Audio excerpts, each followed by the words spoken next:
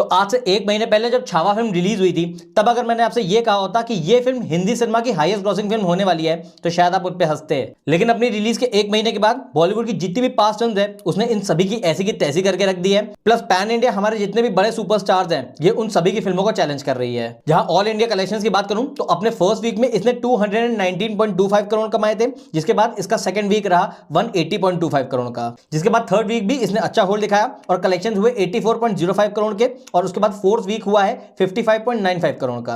तो ऐसे करके अपने 4 हफ्ते और फिफ्थ वीकेंड को मिला के जो इसका all over India net collection हुआ है, वो हुआ है 563 करोड़ का, जहां पे इसने हिंदी लैंग्वेज में 548 करोड़ कमाए हैं, वहीं तेलुगु लैंग्वेज में इसने 14 करोड़ कमाए हैं। बट इंपॉर्टेंट बात सिर्फ ये नहीं है, इंपॉर्टेंट बात एक और भी है कि पिछले 10 सालों में पैन इंडिया लेवल पे जितनी भी फिल्में रिलीज हुई हैं जिनका बजट 500 या फिर 600 करोड़ है, इसने उन मैक्सिमम फिल्म्स को बीट कर दिया है। कल की जो कि लास्ट ईयर रिलीज हुई थी, जिसका बजट अप्रोक्सीमेटली 600 करोड़ था और उसने हिंदी लैंग्वेज में 292 करोड़ की कमाई की थी, उसको ये फिल्म बीट कर चुकी है।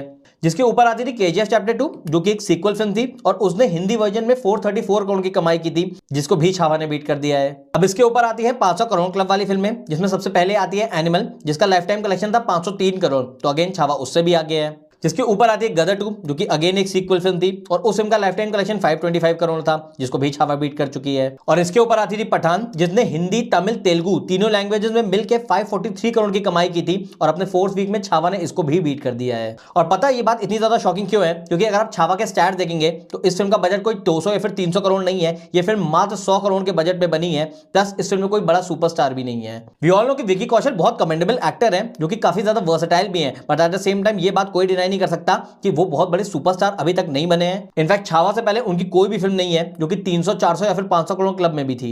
लेकिन ऐसे में इंपॉर्टेंट सवाल ये उठता है कि छावा इस वक्त कहां स्टैंड करती है। तो यहां मैं बता दूं, Chhaava is the third highest grossing Hindi film ever. यानी अभी 2 फिल्में हैं जो कि छावा से भी ऊपर है, जिसमें सबसे पहली फिल्म है जवान, जिसका life time collection Hindi language में 580 करोड़ था।